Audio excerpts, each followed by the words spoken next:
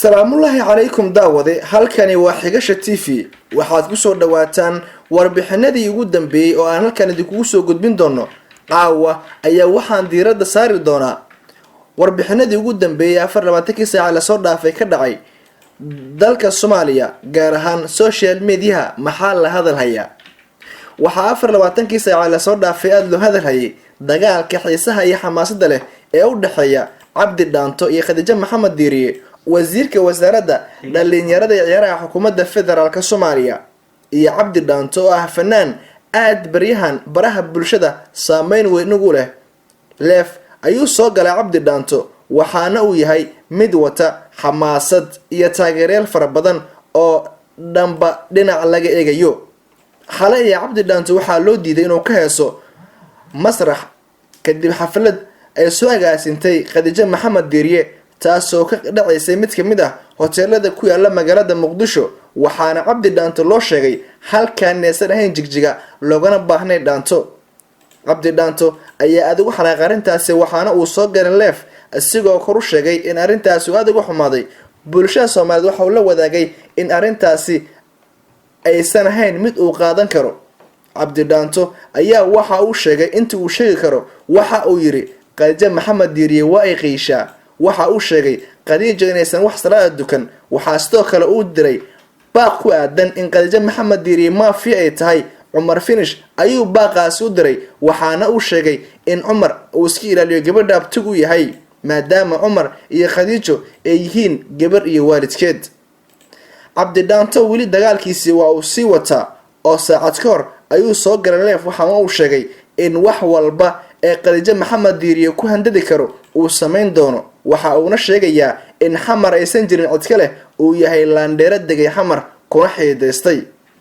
dhalinyaro fara badan oo difaac u ahaa Khadija Maxamed Diiriye oo la xiriiray Cabdi Dhaanto ayaa waxa uu sheegay ama ugu hanjayba in guryahooda uu ku soo weerari doono haddii aysan ka joojin dagaalka ay ku hayaan. waa si aynu ka soo xoganayno dhalin fara badan oo Khadija difaac u ahaa oo aynu la xiriirnay. dhalinta qaar ee waxay noo sheegeen in Cabdi Dhaanto ku wargeliyay in uu sameynayo ama uu wado abaabul dagaalkii ugu xumaa abid soona weerari doono goobaha ay ku sugan yihiin. wararka hadda la helayo waxa ay sheegayeen in Khadija Maxamed Diiriye ay gudbisay warqad ka dhan ah Cabdi Dhaanto kaasi u gudbisay hay'adaha ammaanka dowladda federaalka Soomaaliya gaar ahaan hay'adda Embassy ee CD waxaa la sheegayaa ambaba la qorsheynayaaba sida wararku qaar sheegayaan in Cabdi Dhaanto xabsi loo taxaabo. Cabdi Dhaanto ayaa waxa uu raadinayaa siyaasiyiin iyo xildhibaano ku beelahay si looga difaaco Khadija Maxamed Diiriye. waxaana uu sheegay koloraba Cabdi Dhaanto inuu xamar isagu leeyahay Khadija Maxamed Diirina aysan wax ka qaadi karin. dadka isticmaala baraha bulshada ayaa waxay dhanba mar u ridayeen muuqaalka Cabdi Dhaanto. waxaad arkaysaa muuqaalo fara badan oo ka yaabinaya oo laga sameeyay Leefkii uu soo galay Cabdi Dhaanto. dhalinta qaar ayaa waxay soo qorayaan anigu ma waxaan ahay laangaab haddii Cabdi Dhaanto uu yahay laandheere. adiga daawanaya maxaa tahay bal isweydii ma laangaab baa tahay mise laandheere. halka hoose fikradaada noogu reeb waan soo bandhigi doonaa haddii Allah awood la ogolaado waxa aad noo reebtaan. Cabdi Dhaanto haddii uu yahay laandheer adigu maxaa tahay? Khadija Maxamed Diiriye maxay noqonaysaa haddii Cabdi laandheere yahay? Khadijo waa wasaaradda dhalinyarada ee ciyaaraha xukuumadda federaalka Soomaaliya. Cabdi Dhaanto waxa uu ku eedeynaya inay afduubtay shirka dhalinyarada oo magaalada Muqdisho laga furay. waxaase jira dagaal kale oo u dhaxeeya Cabdi Dhaanto iyo Macnilaac oo wasaaradda warafinta xukuumadda federaalka Soomaaliya qayb wax la ka ciyaaraya markiisa. waxaana uu sheegay Cabdi Dhaanto in fankii iyo suugaantii Soomaaliyeed oo lagu ciyaarayo. waxa uu yiri anigu waxaan oganahay magaca fanaan cidna ugama heebeysanayo in dalkan aan ka heeso. waxaan ka heesi doonaa masrax walba ee la isugu yimaado waxaan ahay fanaan qaran.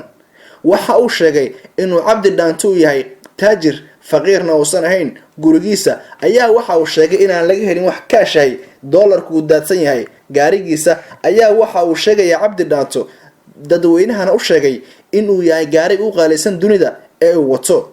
xamar ayaan joogaa cidna ka heebeysan maayo. dharka aan wato waa qaali, gurigaygu waa qaali, gaari qaali ayaan wataa ayuu Cabdi Dhaanto marba noo sheegaa. cabdi dhaanto iyo khadiijo maxamed diiriye dagaalkooda halkee ayuu ku dambaynayaa ama halkee ayuu caga dhigan doonaa waa su-aal dad badan ay isweydiinayaan.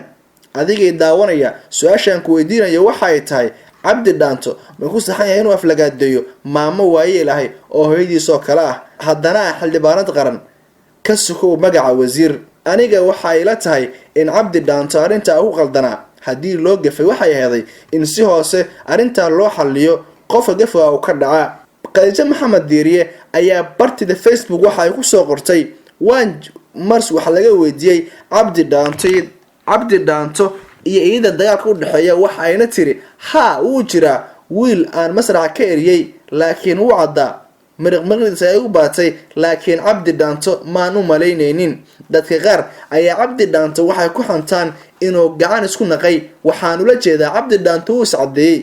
su-aashaasi ayaa waxay noqotay mid si weyn dadku ay u hadal hayaan baraha bulshada ayaa aad arrintaasi loogu faaqidayay. waxaa la soo qaatay sawir kol hore laga qaaday cabdi dhaanto waana wejigiisa oo madow. hadda ayaa sawirra uu soo dhigay baraha bulshada la isticmaalayaa waa uuna ka duwan yahay wejigii shalay cabdi dhaanto lagu yaqiinay. cabdi dhaanto ayaa waxa uu si daba joog ah baraha bulshada ugu faafinayaa boostiyo aad xanaf u ah oo weerar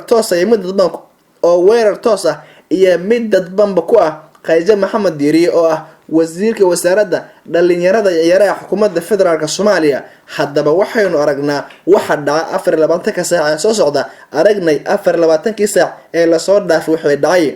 haddaba cabdi dhaanto xamar miyuu laandheero ku yahay mise jigjiga? waa su-aasha adiga daawanaya aan ku weydiinaye. fadlan hoos fikirkaaga noo reeb. maxaase ka filanaynaa ama maxaase laga filan karaa dagaalkan cirkaasi maraya ee u dhaxeeya cabdi dhaanto iyo khadiijo maxamed diiriye? waad ku maastay daawashada muuqaalkan. waxaan sidoo kale kuu ballan qaadayaa inaan kuu soo gudbin doono hadba wixii ku soo kordha dagaalkan cirkaasi maraya ee u dhaxeeya khadiijo maxamed diiriye iyo fanaanka baryahan la holilayahay ee cabdi dhaanto. mahadsanidin daawadayaal.